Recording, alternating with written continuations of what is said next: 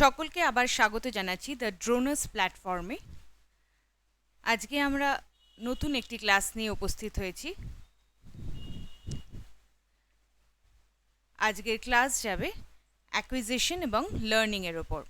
তোমাদের English state বা English পেডাগজির মধ্যে এই পার্টটা কিন্তু খুব গুরুত্বপূর্ণ, কারণ এই পার্ট থেকে কিন্তু তোমরা কয়েকটা প্রশ্ন উত্তর এক্সপেক্ট করতেই পারো, অ্যাটলিস্ট একটা বা দুটো তো আসবেই। সুতরাং চলো এটা শুরু করে দেওয়া যাক এবং জেনে নেওয়া যাক এর বিভিন্ন দিকগুলি। So acquisition and learning.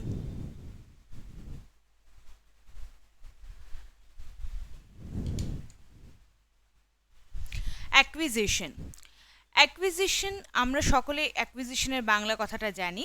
অ্যাকুইজিশনের বাংলাটা হচ্ছে অর্জন।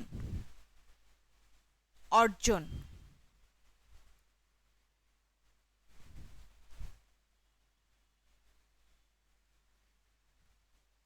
যখন কোনো ভাষাকে আমরা খুব স্বাভাবিকভাবে অর্জন করি সেটি হচ্ছে অ্যাকুইজিশন।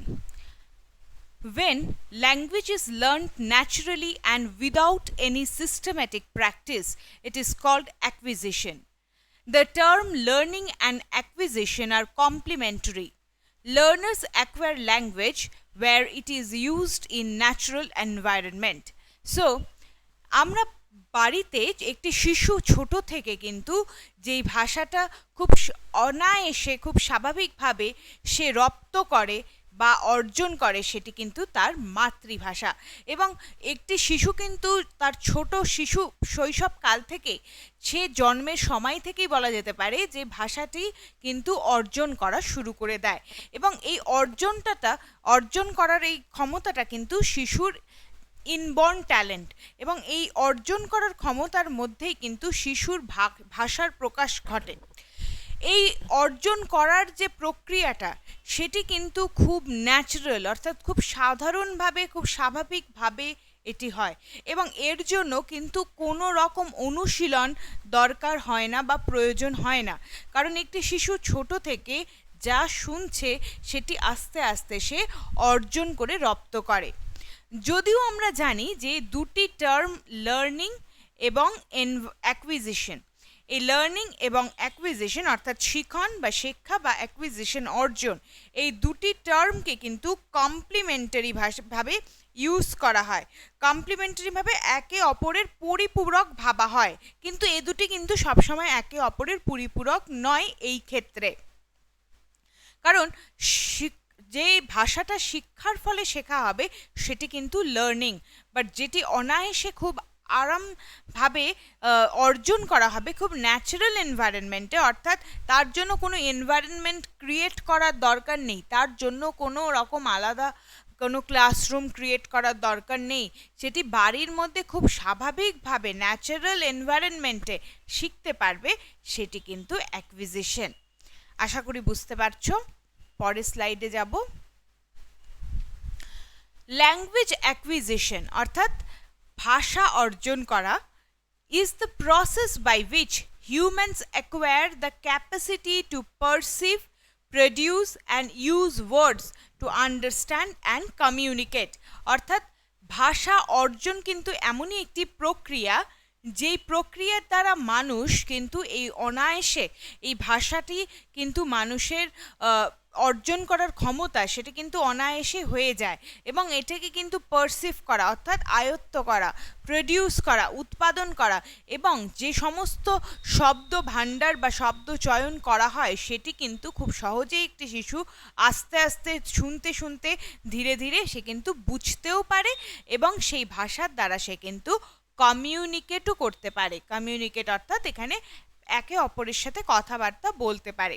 তো ভাষার যে অর্জন করার ক্ষমতা সেটা আমরা জানলাম, সেটা খুব স্বাভাবিকভাবে হয়ে যায়, সেটির জন্য কোনো রকম আলাদা এনভায়রনমেন্ট ক্রিয়েট করার দরকার হয় না, এবং এই ক্ষমতাটা শিশুর কিন্তু জন্মকালীন ক্ষমতা, অর্থাৎ সে কিন্তু খুব অনায়াসে ফ্রম বার্থ এটি শিশু কিন্তু ভাষা অর্জন করার ক্ষমতা নিয়েই জন্মায়।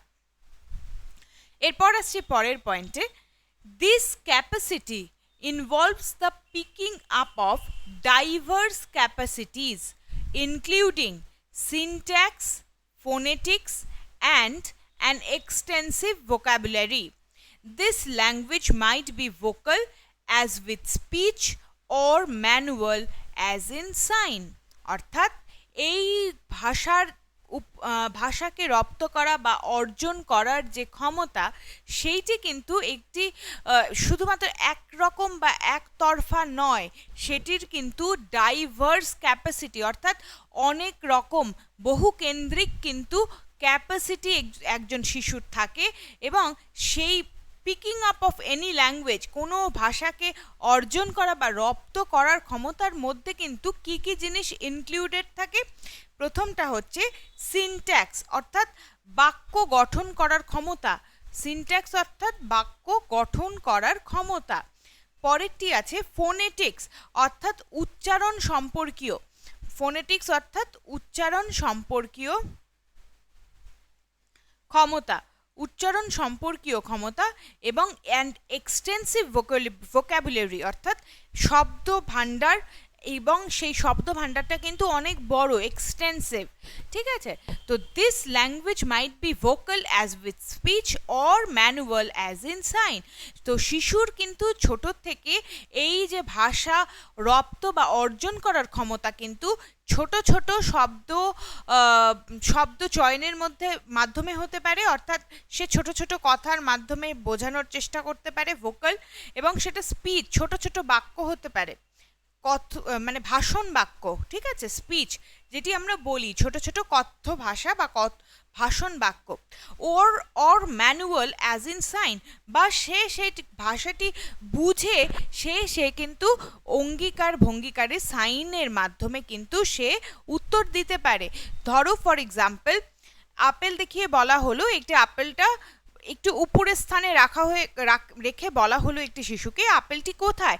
সে যদি ওপরে কথাটি বলতে না পারে, সে কিন্তু অঙ্গি ভঙ্গি করে সে দেখাবার চেষ্টা করবে, পয়েন্ট আউট করে যে সেই আপেলটা উপরে রাখা আছে। সো সে এটা বুঝতে পেরেই তবেই বলছে। তাই জন্যে এই ভাষা অর্জন করাটা কিন্তু শিশুর খুব স্বাভাবিক ক্যাপাসিটি বা ক্ষমতা। এবং এই ক্ষমতার মধ্যে পড়লাম কি কি ক্যাপাসিটি আসছে।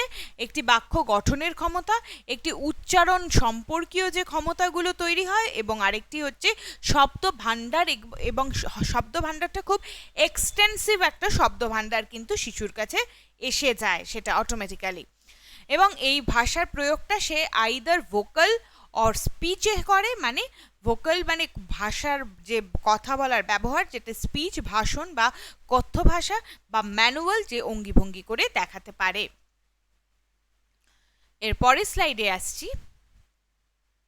So language acquisition usually refers to first language acquisition which studies infants acquisition of their native language. আগেই বলেছিলাম এই কথাটা, যে নেটিভ ল্যাঙ্গুয়েজটা কি? নেটিভ ল্যাঙ্গুয়েজ হচ্ছে মাতৃভাষা বা মাদার টাং। নেটিভ ল্যাঙ্গুয়েজ মাতৃভাষা বা মাদার টাং, অর্থাৎ কোনো শিশু কিন্তু শৈশব থেকেই তার মানে একদম ছোট অবস্থা থেকেই কিন্তু সে ভাষাটি অর্জন করতে পারে, সেটি হচ্ছে তার মাতৃভাষা। মাতৃভাষাকে কিন্তু নেটিভ ল্যাঙ্গুয়েজও বলা হয়। Rather than second language acquisition, which deals with acquisition in both children and adults of additional languages. তো আমরা যখন ল্যাঙ্গুয়েজ অ্যাকুইজিশন কথাটা বলি, ভাষা অর্জন, সেই ভাষা অর্জন ক্ষেত্রে কিন্তু সেটা প্রথমেই বোঝায় যে ভাষা অর্থাৎ মাতৃভাষা অর্জনের ক্ষমতাটাকে বোঝানো হয়। Rather than the second language acquisition, এখানে কিন্তু সেকেন্ড ল্যাঙ্গুয়েজ বা ইংরাজি ভাষা অর্জনের কথা বলা হয় না।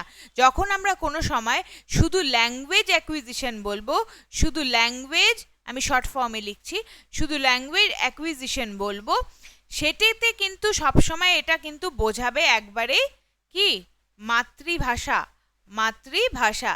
কিন্তু এই ল্যাঙ্গুয়েজ অ্যাকুইজিশন কিন্তু একবারে যদি আমি বলি যে সেকেন্ড ল্যাঙ্গুয়েজ অ্যাকুইজিশন, তখন কিন্তু বোঝা যাবে। বাট শুধু যদি ল্যাঙ্গুয়েজ অ্যাকুইজিশন তোমাদের প্রশ্নে আসে, তাহলে কিন্তু অবশ্যই সেটাকে বুঝে নিতে হবে মাতৃভাষার কথা বা নেটিভ ল্যাঙ্গুয়েজের কথা বলা হচ্ছে।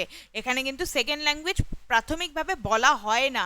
যদি সেকেন্ড ল্যাঙ্গুয়েজ অ্যাকুইজিশন স্পষ্টভাবে বলা থাকে তখন কিন্তু সেকেন্ড ল্যাঙ্গুয়েজ তুমি বুঝতে পারবে বা ধরে নিতে পারবে, কিন্তু শুধু যদি ল্যাঙ্গুয়েজ অ্যাকুইজিশন থাকে তাহলে কিন্তু সেটা মাতৃভাষাই হবে। আর সেকেন্ড ল্যাঙ্গুয়েজের ক্ষেত্রে কি থাকছে? সেকেন্ড ল্যাঙ্গুয়েজ অ্যাকুইজিশনের ক্ষেত্রে থাকছে which deals with acquisition in both children, অর্থাৎ সেকেন্ড ল্যাঙ্গুয়েজ কিন্তু শিশুরাও শেখে এবং প্রাপ্তবয়স্করাও শেখে। তো এখানে সেকেন্ড ল্যাঙ্গুয়েজ অ্যাকুইজিশন বলতে বোঝানো হচ্ছে যে কোনো অ্যাডিশনাল ল্যাঙ্গুয়েজ, সেটা হিন্দিও হতে পারে, ইংলিশও হতে পারে, okay, for non Hindi speaking states like West Bengal. তো সেক্ষেত্রে নন হিন্দি স্পিকিং স্টেটসে সেকেন্ড ল্যাঙ্গুয়েজ অ্যাকুইজিশন কিন্তু possible for both children and adults. আশা করি বুঝতে পারছো। এর পরেরটায় চলে আসছি।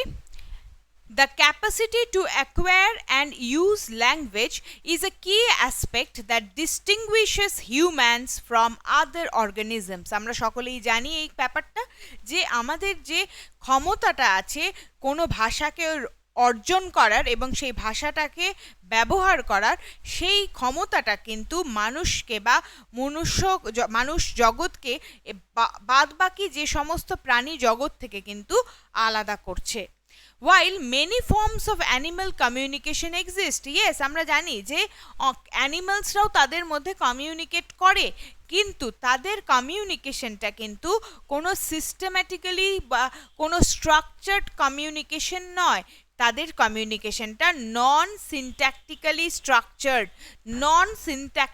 স্ট্রাকচার্ড, তার জন্য কিন্তু সেটা কিন্তু ল্যাক করে কালচারাল ভেরিয়েশনস বিটুইন গ্রুপস, অর্থাৎ একরকম প্রাণীর থেকে অন্য রকম প্রাণী সাথে কিন্তু একটা ল্যাক করে, একটা অভাব আছে সেখানে কমিউনিকেশনে, যেটা কিনা ধরো হাতির একটি ডাক আছে আমরা জানি, সে কিছু প্রকাশ করে তাদের গ্রুপের মধ্যে, আবার ধরো কুকুরও কিছু প্রকাশ করে তাদের গ্রুপের মধ্যে, কিন্তু এই দুটো অর্গানিজম কিন্তু নিজেদের যে ভাষা সেটা কিন্তু অবশ্যই বুঝতে পারে না। So there is a lack which is present, which is available in the human communication, because we can understand and as well as we can acquire and use language in our daily communication. So there lies the difference between human beings and other animals.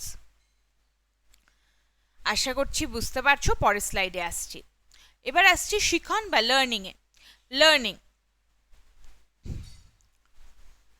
Learning is a process of acquiring new skills or knowledge and improving the existing skills also.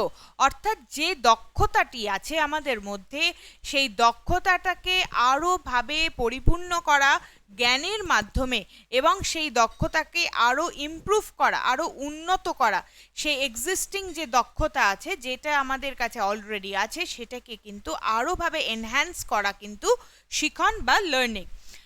An individual undergoes a change in his or her knowledge and behavior on account of learning. Yes, আমরা সকলেই এটা জানি যে কোনো individual কিন্তু তার যে ব্যবহারের মধ্যে তার যে একটি চেঞ্জ আসে বা তার একটি জ্ঞানগত একটি পরিবর্তন ঘটে, অর্থাৎ সেই পরিবর্তনটা অবশ্যই ধরে নিতে হবে উন্নতশীল। সেই ব্যবহার এবং তার জ্ঞানের মধ্যে যে পরিবর্তন আসে সেটি কিন্তু অবশ্যই লার্নিং বা শিখনের মাধ্যমে। Everyone is different from one another in acquiring skills. Means everyone has different rate or speed of learning. Yes, সবার শিক্ষার ক্ষমতা সকলের সমান নয়, অর্থাৎ শিক্ষা গ্রহণের ক্ষমতাটা সকলের সমান নয়। একজন মানুষের থেকে আরেকজন মানুষের, একটি মানুষের থেকে আরেকজন মানুষের শিক্ষা গ্রহণের ক্ষমতা কিন্তু আলাদা। অর্থাৎ এখানে আমি কথা বলছি ইন্ডিভিজুয়াল ডিফারেন্সের ওপর। ইন্ডিভিজুয়াল ডিফারেন্স অর্থাৎ ব্যক্তি স্বাতন্ত্রতার জন্যই কিন্তু একজনের যে স্পিডে ভাষাটি শিখতে বা রপ্ত করতে পারে, আরেকজন কিন্তু সেই স্পিডে নাও পারতে পারে। তো এখানেই কিন্তু ব্যক্তি স্বাতন্ত্রতা রয়েছে। Certain factors such as environment, প্রকৃতি, learner's ability অর্থাৎ শিক্ষার্থীর যে ক্ষমতা অ্যান্ড মোটিভেশন, প্রেরণা, মোটিভেশন মানে প্রেরণা। Teachers capabilities and ways of imparting knowledge, একজন শিক্ষকের ক্ষমতা এবং তার কিভাবে জ্ঞানকে সে জ্ঞান দান বা পাঠ দান করবে, যার যে বিভিন্ন প্রকার, এই সব কিছু কিন্তু একজন ব্যক্তির শিক্ষার ব্যাপারে কিন্তু খুব গুরুত্বপূর্ণ। তাহলে কি কি ফ্যাক্টরস আমরা পেলাম এখানে আরেকবার করে বলছি। একটি পেলাম এনভায়রনমেন্ট, আরেকটি পেলাম লার্নার্স এবিলিটি, আরেকটি পেলাম মোটিভেশন। তাহলে environment, learners ability and motivation, তো এগুলো আসছে কার উপরে? এগুলো সব আসছে লার্নার্সদের ক্ষেত্রে, শিক্ষার্থীদের ক্ষেত্রে। ওকে, আর teachers capabilities and ways of imparting knowledge, এটা আসছে রোল অফ টিচার্স বা টিচার্স রোল, এটা টিচার্সদের ক্ষেত্রে। ওকে, সো টিচারের ক্ষমতা, তার বিষয়ের প্রতি আগ্রহ, তার বিষয়ের প্রতি জ্ঞান এবং তার ধরন, পাঠদানের ধরন, সাথে সাথে একটি শিশুর জন্য প্রেরণা, শিশুর ক্ষমতা এবং পারিপার্শ্বিক পরিবেশ সব কিছুই কিন্তু নির্ভর করছে, বা সব কিছুর যে একটা প্রভাব পড়ছে একজন ব্যক্তি বা একটি শিশুর শিক্ষণের ক্ষেত্রে। তো এই ফ্যাক্টরসগুলো কিন্তু খুব গুরুত্বপূর্ণ, এবং এখানে কিন্তু তোমাদের আসতে পারে কোয়েশ্চেন দিয়ে যে which of the factor is not an important factor for a person or a child's learning experience। ধরো এখানে এই ফ্যাক্টর দিল 1 2 3, এই তিনটে দিয়ে দিল, এর সাথে সাথে বললো teachers wedge of imparting knowledge, ধরো 4 নম্বর দিল। তাহলে আমি কোয়েশ্চেনটা বলেছিলাম which is not the factor that impacts on a child's learning experience, তাহলে কিন্তু এই তিনটে কিন্তু হলে সঠিক। তাহলে নো কোনটা হবে? Teachers way of imparting knowledge. এখানে আমি যেহেতু শুধু লার্নার্সের কথা বলছি তার জন্য কিন্তু। ওকে, আর যদি টিচার্স লার্নার্স বোথ ওয়ে বলি তাহলে কিন্তু সবকটি কারেক্ট। ওকে, সো এইভাবে কিন্তু মনোযোগ সহকারে পড়তে হবে যাতে এমসিকিউগুলো আমাদের সঠিক হয়। এরপর আসছি ফ্যাক্টরস অ্যাফেক্টিং লার্নিং, অর্থাৎ কি কি ক্ষেত্রগুলো দেখব আমরা যেগুলো আমাদের শিক্ষার ক্ষেত্রে কিন্তু গুরুত্বপূর্ণ। ফ্যাক্টরস রিলেটেড টু লার্নার আর, শিক্ষার্থীর ক্ষেত্রে কোন কোন উপাদানগুলি জরুরি এবং গুরুত্বপূর্ণ। প্রথমটা, learners motivation determines the intensity of learning, অর্থাৎ একজন শিশুকে আমরা যদি প্রেরণা দিই পড়ার জন্যে, সেই শিশুটির কিন্তু যে পড়ার ক্ষমতা বা পড়ার যে আয়োজন সবটাই কিন্তু খুব ইন্টেন্সিফাইড হবে, অর্থাৎ সে কিন্তু গভীরভাবে পড়বে। যদি আমরা ঠিকভাবে প্রেরণা দিতে পারি একজন স্টুডেন্টকে, তাহলে কিন্তু একজন স্টুডেন্ট খুব ইন্টেন্সিটির সাথে পড়াশোনা করবে। পরেরটা আসছে learners efficiency or mental capacity, অর্থাৎ একজন শিক্ষার্থীর যে দক্ষতা আছে এবং মানসিক ক্ষমতা, সেটি কিন্তু খুব ইম্পর্টেন্ট ফ্যাক্টর যখন আমরা শিক্ষণের ক্ষেত্রে কথা বলছি। তাহলে আরেকবার বলে দিচ্ছি প্রথম দুটো। প্রথমটা হচ্ছে একজন শিক্ষার্থীকে যদি সঠিক প্রেরণা দেওয়া হয়, তাহলে শিক্ষার্থীর কিন্তু যে শিক্ষণটা হবে সেটি কিন্তু খুব গভীরভাবে হবে, ইন্টেন্সিটি সম্পর্কীয় হবে। এবং পরেরটা বললাম একজন শিক্ষক যদি শিক্ষার্থীকে খুব ভালোভাবে গাইড করে এবং শিক্ষার্থীর যে দক্ষতা এবং তার যে মানসিক ক্ষমতা সেটা যদি সে বুঝতে পেরে পড়ায়, তাহলে কিন্তু সেই শিক্ষার্থীর শিক্ষণটা খুব সফলভাবে হবে। পরের পয়েন্টে আসছি, learners interest and aptitude towards the subject, অর্থাৎ একজন শিক্ষার্থীর ইন্টারেস্ট থাকতে হবে, তার ইচ্ছে থাকতে হবে, তার সেইটার প্রতি আগ্রহ থাকতে হবে সেই সাবজেক্টের প্রতি, এবং তার অ্যাপটিটিউড অর্থাৎ প্রবণতা, তার সেই সাবজেক্ট পড়ার যে প্রবণতা, সেই প্রবণতা যদি থাকে তাহলে কিন্তু লার্নিংটা কিন্তু এফেক্টিভ লার্নিং হবে। পরেরটা আসছে learners general health. Obviously health কিন্তু একটা খুব গুরুত্বপূর্ণ বিষয়, যদি স্বাস্থ্য ভালো না হয় তাহলে কিন্তু শিক্ষণ সম্ভব নয়, সুতরাং স্বাস্থ্যটা কিন্তু খুব গুরুত্বপূর্ণ। এবং last point, learners attention readiness and will পাওয়ার, অর্থাৎ সে কতটা মনোযোগী, শিক্ষার্থীর কতটা মনোযোগ আছে, সে কতটা রেডি পড়ার জন্য, এবং তার ইচ্ছে শক্তি, এই সবগুলি কিন্তু খুব ইম্পর্ট্যান্ট লার্নিং ফ্যাক্টরস, ওকে, যেগুলো নাকি ইনফ্লুয়েন্স করবে লার্নিংকে, যেগুলো নাকি এফেক্টিভ লার্নিংকে ইনফ্লুয়েন্স করবে। তো এই সবগুলো ফ্যাক্টরস যদি থাকে তাহলেই কিন্তু আমি বলতে পারবো যে effective learning is possible, effective learning is possible, okay. তো এই পয়েন্টগুলো কিন্তু ভালো করে দেখে যেতে হবে ফর এমসিকিউজ, বারবার করে এক কথাই বলছি। এরপর চলে আসছি ফ্যাক্টরস রিলেটেড টু টিচার আর। এবার টিচার বা শিক্ষকের কি কি দায়িত্ব বা ভূমিকা এক্ষেত্রে, শিক্ষণের ক্ষেত্রে।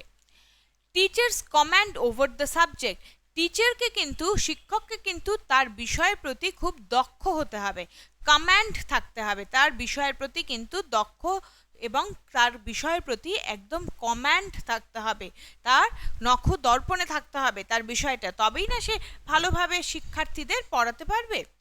এরপরেরটা টিচার্স ওয়ে অফ কমিউনিকেটিং, অর্থাৎ টিচার যদি গম্ভীরভাবে ক্লাসে পড়ায় তাহলে কিন্তু ছাত্ররা কখনোই সেটাকে গ্রাস্প করতে পারবে না।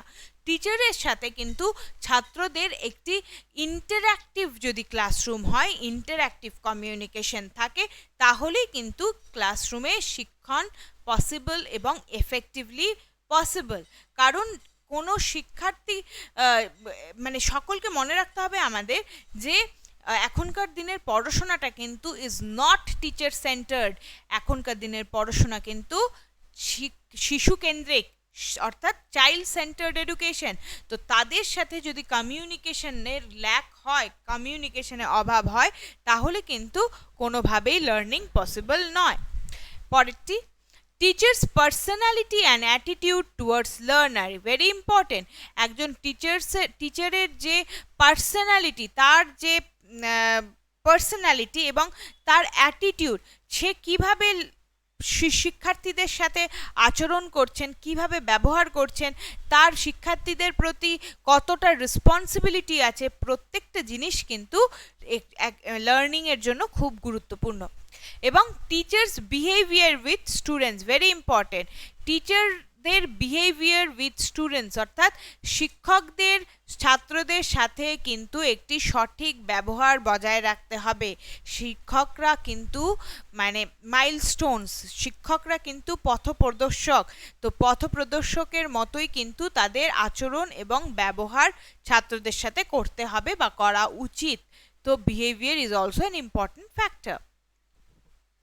এরপর ইম্পর্টেন্ট আরেকটা পয়েন্টে আসছি, ফ্যাক্টরস রিলেটেড টু এনভায়রনমেন্ট, পরিবেশ, teaching materials and human resource. তা এনভায়রনমেন্ট, পরিবেশের কি কি প্রভাব থাকছে, টিচিং মেটেরিয়ালস, অর্থাৎ কি কি মেটেরিয়ালস, আমরা জানি টিচিং লার্নিং মেটেরিয়ালস খুব ইম্পর্টেন্ট ক্লাসরুমের জন্য, এবং হিউম্যান রিসোর্স, অর্থাৎ কি কি মানবিক উপাদান আমরা পাচ্ছি। Conducive environment two learning, conducive environment two learning, অর্থাৎ উপকারী একটি পরিবেশ, যেই পরিবেশ উপকারী হবে, উপকারী বা উপযোগী পরিবেশ থাকতে হবে শিক্ষণকে সঠিকভাবে পর্যায়ক্রমে নিয়ে যেতে গেলে। পরেরটা structure and size of classroom, structure and size of classroom, অর্থাৎ ক্লাসরুমের একটা মেজারমেন্ট থাকতে হবে, সেই মেজারমেন্ট যেটা বলা আছে গাইডলাইনে, সেই গাইডলাইনের মেজারমেন্ট ফলো করতে হবে, করে স্ট্রাকচার এবং সাইজ অফ দ্য ক্লাসরুম, অর্থাৎ 40 জনের বেশি কিন্তু শিক্ষার্থী হলে একজন শিক্ষকের পক্ষে পড়ানোটা কন্ডিউসিভ হবে না। তার জন্য কিন্তু 40 বা 45 জনের মধ্যে যদি একটি ক্লাসরুমে ছাত্রদের সংখ্যা বেঁধে দেওয়া যায়, তাহলে কিন্তু learning will be very much effective. কারণ শিক্ষক তাহলে প্রত্যেকটি স্টুডেন্টের ওপর সমানভাবে কিন্তু সে দেখতে পারবে। পরেরটি availability of appropriate subject material two facilitate the learning process, অর্থাৎ ঠিকঠাক সঠিক বিষয়বস্তু এবং সঠিক বিষয়ের ওপর মেটেরিয়ালস দিতে হবে ছাত্রছাত্রীদেরকে, কারণ লার্নিং প্রসেস যদি সঠিকভাবে চালিয়ে নিয়ে যেতে হয়। এবং home environment of the learner. Home environment of the learner অর্থাৎ গৃহের পরিবেশ কিন্তু খুব গুরুত্বপূর্ণ, কারণ একটি শিশু স্কুলে পড়াশোনা করছে কিন্তু বাড়িতে গিয়ে সে যদি সেই পরিবেশটা না পায় পড়াশোনা করার, তাহলে কিন্তু লার্নিং এফেক্টিভলি পসিবল হবে না কখনোই। তো এই 4টি পয়েন্ট কিন্তু তোমাদের পক্ষে খুব গুরুত্বপূর্ণ এই আগামী পরীক্ষার জন্যে। এবার আমরা খুব সহজে একটা জিনিস পড়বো, সকলে তোমরা হয়তো জানো এটা, আরেকবার করে আমি করে দিচ্ছি এটা যাতে তোমাদের বুঝতে সুবিধা হয়। অ্যাকুইজিশন এবং লার্নিং। অ্যাকুইজিশন এবং লার্নিং, প্রথমটা আছে হচ্ছে গ্র্যাজুয়াল ডেভেলপমেন্ট। আমরা জানি এটা খুব ন্যাচারালি হয়, গ্র্যাজুয়ালি হয় এবং এর জন্য কিন্তু কোনো কনসিয়াস এফোর্টের প্রয়োজন হয় না। কোন কেসে? মাতৃভাষা অর্জনের ক্ষেত্রে কিন্তু কোনো কনসিয়াস মাতৃভাষার ক্ষেত্রে কোনো কনসিয়াসলি কিন্তু অর্জন করে না কেউ মাতৃভাষাকে। তো গ্র্যাজুয়াল ডেভেলপমেন্ট বলা হচ্ছে তাই জন্য, কারণ অনায়াসে এটা গ্র্যাজুয়ালি এটার কিন্তু বিকাশ হতে থাকে, এই গ্র্যাজুয়ালি মাতৃভাষার বিকাশ হয়ে থাকে। তারপর আসছে কনসিয়াস প্রসেস। আমরা যখন লার্ন করছি, শিখন করছি, সেটি কিন্তু কনসিয়াসলি করছি, আমরা বুঝে করছি, তার জন্য কিন্তু এটা কনসিয়াস প্রসেস। এরপর আছে ইট হ্যাপেন্স ন্যাচারালি। খুব স্বাভাবিকভাবেই কিন্তু অর্জন ক্ষমতা বা অর্জন করে থাকে একটি শিশু যে কোনো ভাষা, সেটি কিন্তু অবশ্যই তার মাতৃভাষা। সেকেন্ড ল্যাঙ্গুয়েজটা যদি তার বাড়িতে বলা হয় তাহলে অনেক সময় সে খুব সহজে সেটাও অর্জন করে নিতে পারে। এবং শিখনের ক্ষেত্রে কি কি শিখনটা হয়? Grammar, vocabulary and rules are learned in controlled manner, অর্থাৎ ব্যাকরণ, শব্দ ভাণ্ডার এবং ব্যাকরণের যে সমস্ত রুলস নিয়মাবলী আছে সেগুলো কিন্তু খুব কন্ট্রোলড ওয়েতে কিন্তু শিখন করা হয়। পরেরটা আসছে 3 নম্বর, it happens through interaction with the ones who are native speakers, অর্থাৎ অ্যাকুইজিশনটা যেহেতু মাতৃভাষা সঙ্গে সম্পর্কিত, সেই জন্য কিন্তু এই মাতৃভাষার ইন্টারাকশন হয় যারা আমাদের বাড়ির লোক বা যারা আমাদের প্রতিবেশী, নেটিভ স্পিকার, আমাদের আশেপাশের লোকের সাথে যাদের কিন্তু মাতৃভাষা এক, তাদের সাথে কিন্তু ইন্টারাকশন হয়ে থাকে এই ভাষার ফলে। আর লার্নিংয়েরটা কি হয়? It happens in schools, colleges and so on. এই লার্নিংটা তার জন্য আমি বুঝতে পারছি এটা হচ্ছে ফর্মাল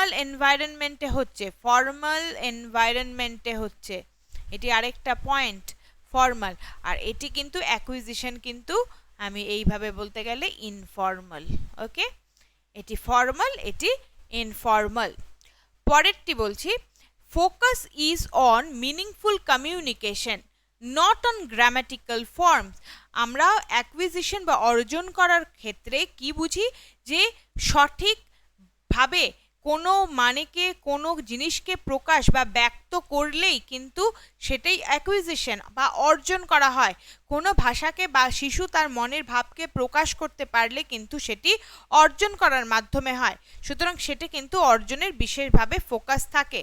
কিন্তু গ্রামাটিক্যাল ফর্মস বা গ্রামাটিক্যাল রুলস, ব্যাকরণের কিন্তু যে রুলস বা নিয়মগুলি আছে সেগুলো কিন্তু এই অর্জনের মধ্যে আসছে না। ওকে, বাট এখানে কি আসছে? Activities and methods are design. আমরা জানি সকলে যে আমরা ক্লাসে যাওয়ার আগে আমরা কোন মেথডে পড়াবো সেই মেথডটা কিন্তু আগের থেকে ডিসাইড করে রাখি, অর্থাৎ আমরা আজকের ক্লাসটা লেকচার মেথডে নেব নাকি আজকের ক্লাসটা ডিসকাশন করে নেব, তো সেই মেথডগুলো কিন্তু আগের থেকে আমরা অর্গানাইজ করে রাখি বা ডিজাইন করে রাখি।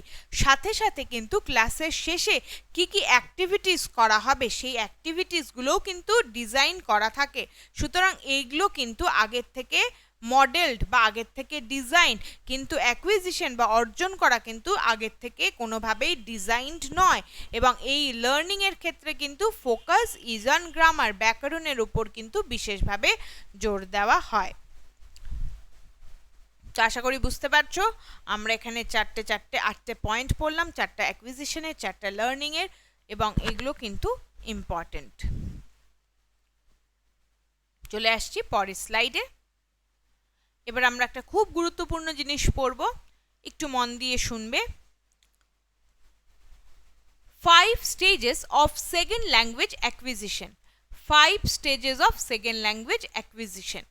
আমরা আবার বলছি, এখানে সেকেন্ড ল্যাঙ্গুয়েজ অ্যাকুইজিশন কথাটা বলছি, SLA, second language acquisition, SLA, second language acquisition. কেন সেকেন্ড ল্যাঙ্গুয়েজ অ্যাকুইজিশন বলছি? কারণ এই ভাষাটাও কিন্তু আমাদের অর্জন করতে হয় শেখার সাথে সাথে।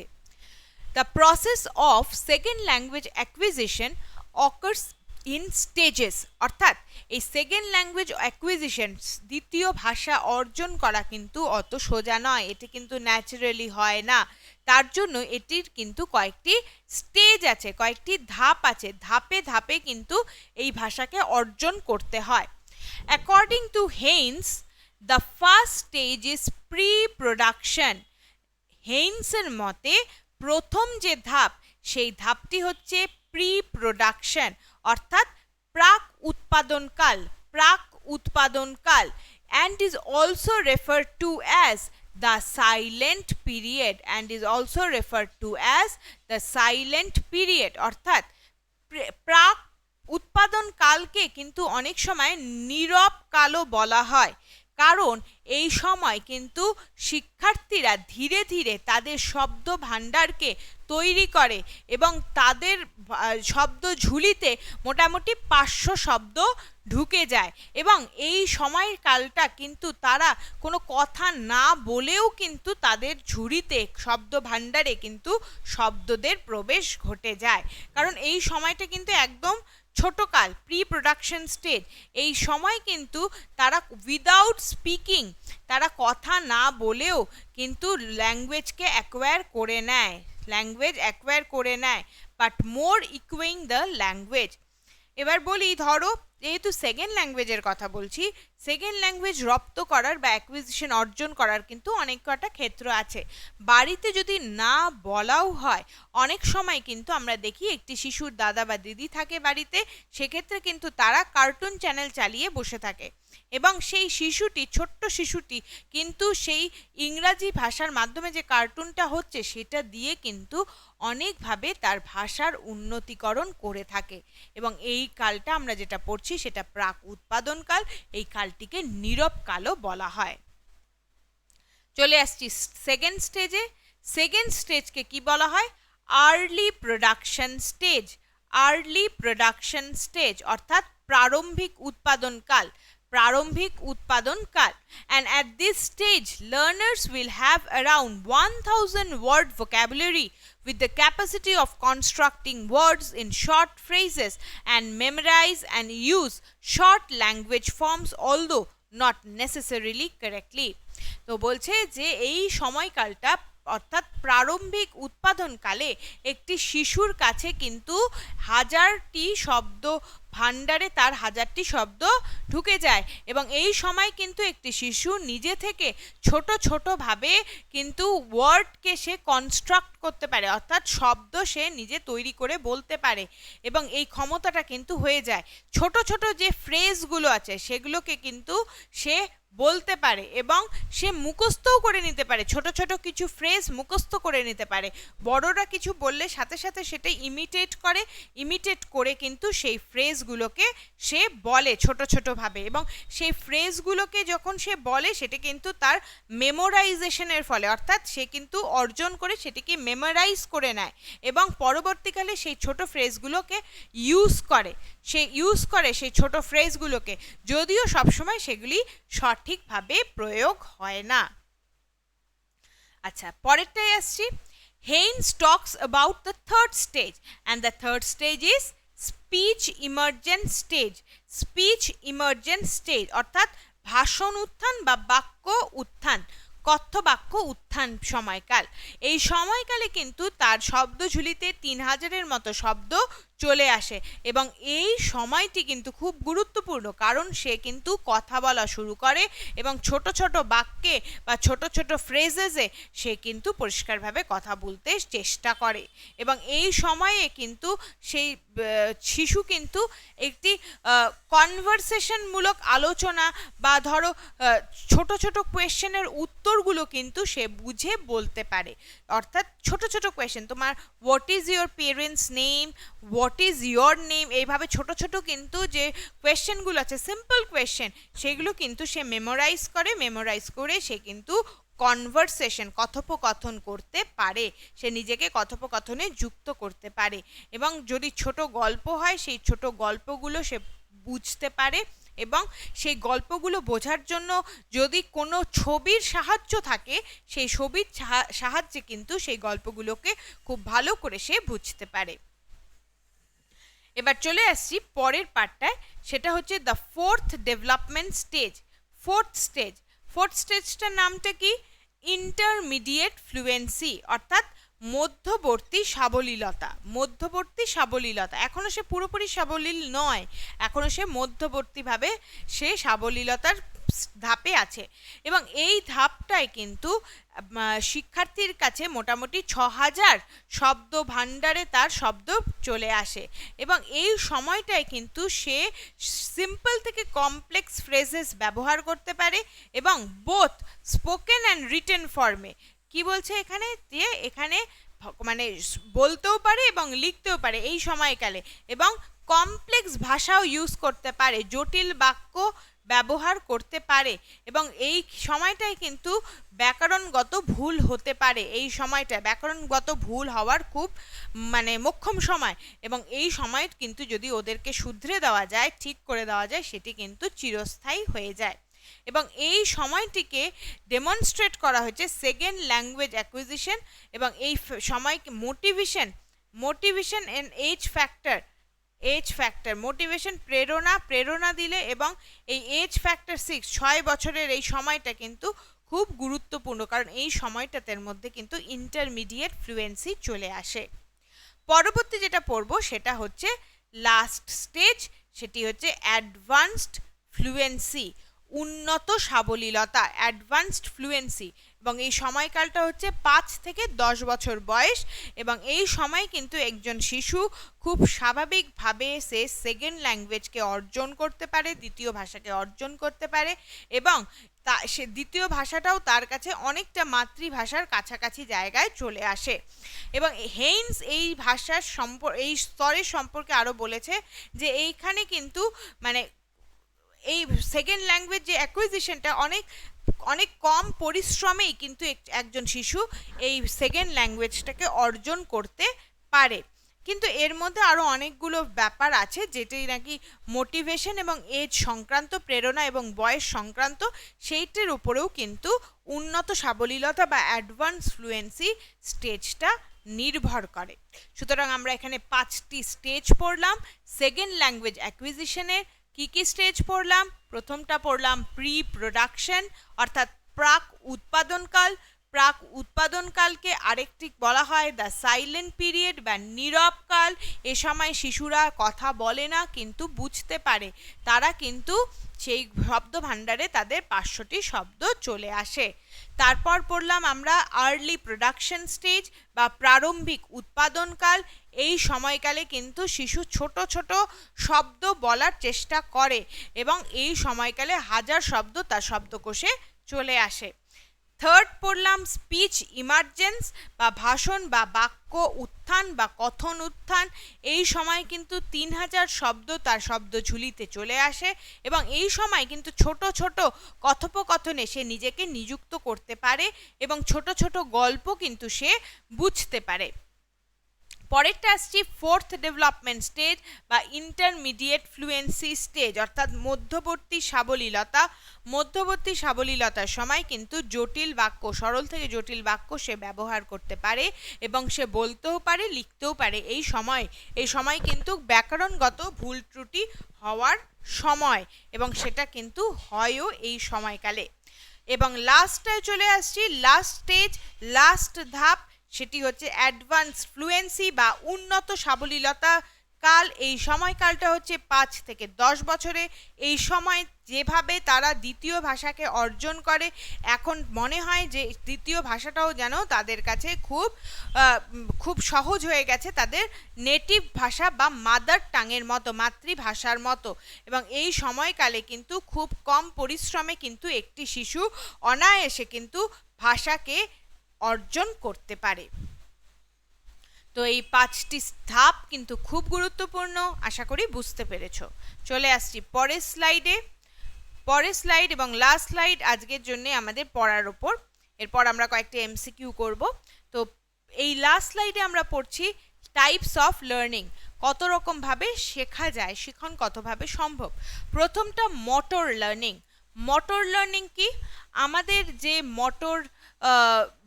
মোটরসগুলো আছে, অর্থাৎ আমাদের যে চালনামূলক যে সক্রিয় যে ব্যাপারগুলো আছে, সেগুলি কিন্তু আমাদের এই সময়কালে আমরা শিখতে পারি। যেমন হাঁটা, দৌড়নো, কিছু দিয়ে লাফানো, কিছুকে মানে লাফিয়ে ওঠা, এই সব কিছু কিন্তু মোটর অ্যাক্টিভিটিসের মধ্যে পড়ছে।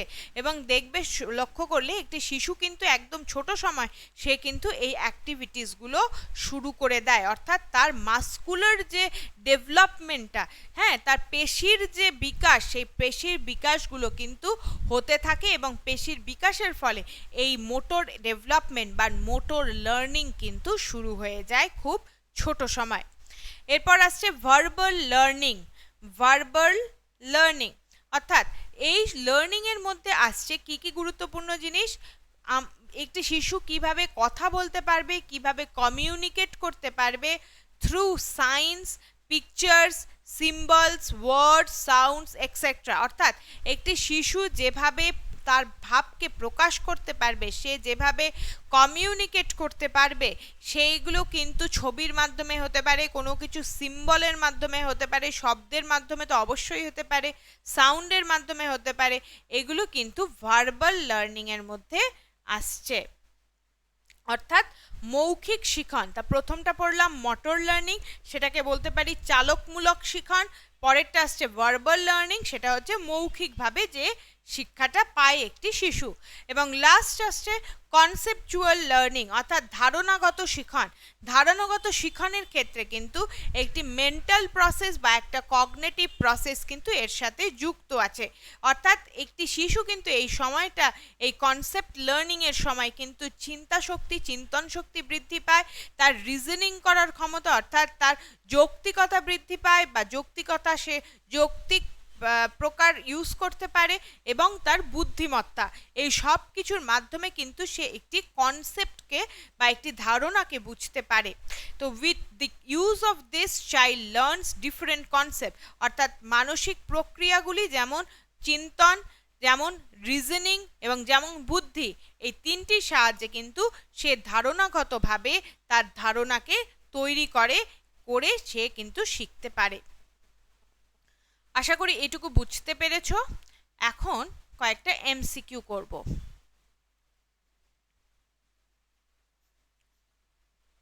First, language acquisition occurs only when the child is taught the rules of grammar, the child is given a reward, the child has exposure to the language, the child absorbs the language without conscious attention.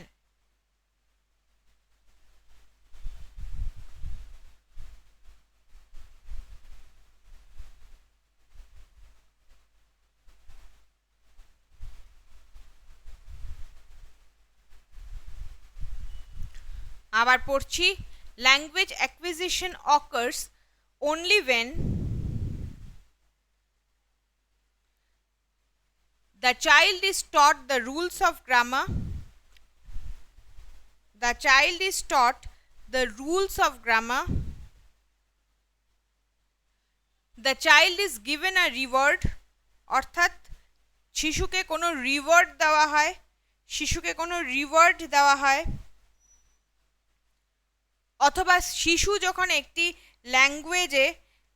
ল্যাঙ্গুয়েজের সামনে এসে যায় এবং ল্যাঙ্গুয়েজটা তার সামনে exposed হয়, অথবা child absorb করে language without conscious attention, child একজন শিশু অনায়াসে যখন বুঝতে পারে, উইদাউট কনসিয়াস অ্যাটেনশন।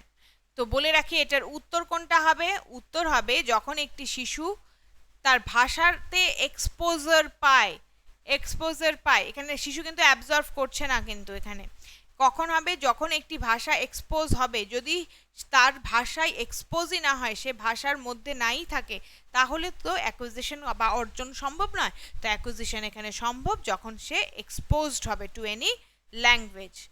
পরেরটা, which of the following is an incorrect assumption in language teaching? কোনটি এখানে ভুল আছে? কোনটি ভুল আছে? প্রথমটা, learners acquire language by trying to use it in real situation, অর্থাৎ রিয়েল সিচুয়েশনে লার্নার তার অর্জিত ভাষাকে ব্যবহার করার চেষ্টা করে। Learners first language plays an important role in learning, শিক্ষার্থীর প্রথম ভাষা সব ভাষা শিক্ষার ক্ষেত্রে খুব ইম্পর্ট্যান্ট রোল প্লে করে।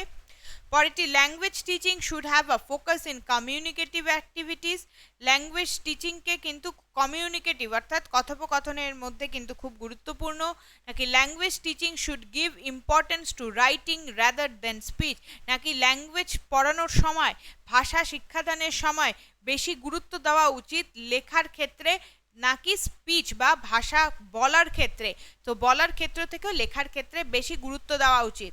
তো কোনটা হবে উত্তর? এখানে কোনটা ইনকারেক্ট দেখে নিতে হবে, কোয়েশ্চেনটা ভালো করে। ইনকারেক্ট বলছে, ইনকারেক্ট অ্যাজাম্পশন।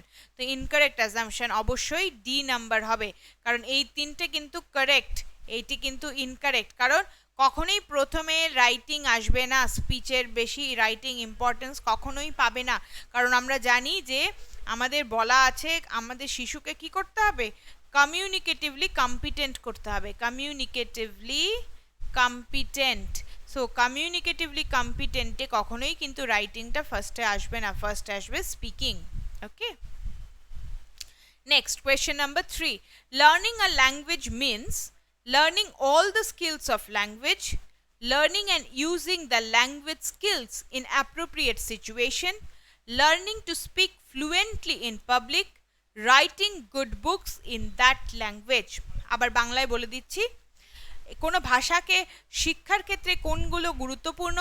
ভাষার যে স্কিলগুলো আছে সেই স্কিলগুলোকে শেখা, নাকি ভাষার স্কিলগুলো শেখে সেগুলোকে ব্যবহার করা, নাকি গড়গড় করে কোনো ভাষাকে বলতে পারা পাবলিক সিচুয়েশনে, নাকি একটি ভালো বই লেখা? তো এখানে সঠিক উত্তর কোনটা হবে? এখানে সঠিক উত্তর কিন্তু নাম্বার বি, কারণ ভাষা কিন্তু শুধুমাত্র শিখলেই হবে না, তার সাথে ব্যবহার করতে পারতে হবে, তো ইউজ থাকবে। তো সেজন্য learning and using the language skills in appropriate situation. চলে আসছি কোয়েশ্চেন নাম্বার 4-এ। According to the language teaching experts, the early education of a child should be in first language, second language, foreign language না multi language? ভাষা যারা ভাষাবিদ, যারা expert, তাদের ক্ষেত্রে প্রাক শৈশবকালে শিক্ষার ক্ষেত্রে কোন ভাষায় শিক্ষা হওয়া উচিত? প্রথম ভাষা, দ্বিতীয় ভাষা, বিদেশি ভাষা, নাকি মাল্টি ল্যাঙ্গুয়েজ, বহু ভাষা? উত্তরটা কিন্তু হবে ফার্স্ট ল্যাঙ্গুয়েজ, মাতৃভাষা, ফার্স্ট ল্যাঙ্গুয়েজে কিন্তু শিক্ষা হওয়া উচিত ল্যাঙ্গুয়েজ এক্সপার্টসদের মতে। চলে আসছি পরের question number 5, teaching of English in India as a second language has been very important and inevitable since India is a multilingual nation. Indian language books are mostly written in English. English is a foreign language. English is a link and international language. বলছে ইংরেজি ভাষা পাঠদান ক্ষেত্রে second language হিসেবে কেন গুরুত্বপূর্ণ এবং কেন এটি ইনএভিটেবল, অর্থাৎ এটির যে উপকারিতা সেটা অনস্বীকার্য কেন বা কখন থেকে?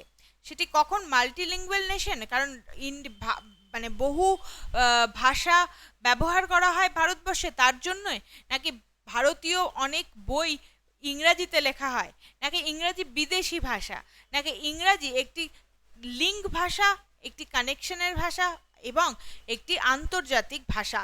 তো কেন ব্যবহার করা হয় ইংরাজিকে সেকেন্ড ল্যাঙ্গুয়েজ হিসেবে ইন্ডিয়াতে?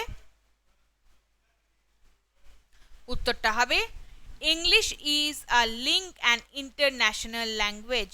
আমরা এটা পড়েছি কিন্তু আগের ক্লাসে। যারা দেখোনি আগের ভিডিওটা একটু দেখে নেবে, এই ব্যাপারগুলো আমরা পড়েছি। English is a link and international language. পরেরটা আসছি, question number 6, the pre production stage is also known as. The pre production stage, আমরা আজকেই পড়লাম এটা। দ্য প্রি প্রোডাকশন স্টেজ অর্থাৎ প্রাক উৎপাদন কালকে আরেকটি কোন নামে জানা হয়? Speech emergence, silent period, intermediate fluency নাকি অ্যাডভান্সড ফ্লুয়েন্সি? আশা করছি এটা সকলে পারবে, এটা খুব সহজ। এটি সাইলেন্ট পিরিয়ড, সাইলেন্ট পিরিয়ড। পরেরটায় আসছি, for English as a second language acquisition poor environment is one where the English language is used only in classrooms, mother tongue is a lingua franca, English is not spoken at home, na access to learning material is unavailable to students. ইংরেজি ভাষা দ্বিতীয় ভাষা হিসেবে যখন পড়ানো হয় তখন কোন এর মধ্যে, এই চারটি অপশনের মধ্যে কোন অপশনটিকে খুব পুয়ার পরিবেশ বা খুব বাজে পরিবেশ গণ্য করা হয় ভাষা অর্জনের ক্ষেত্রে? কোনটি হবে? First option, the English language is used only in classrooms, না mother tongue is the lingua franca, C English is not spoken at home, না access to learning material is unavailable to students.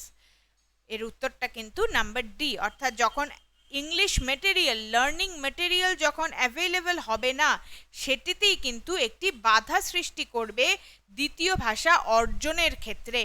কিন্তু ভাষার যে materials, learning materials, সেই মেটেরিয়ালসের কিন্তু availability থাকতে হবে to make the environment conducive for acquiring second language or English as a second language. So this is all for today. Thanks for watching, and please like and comment and subscribe for further videos. Thank you so much.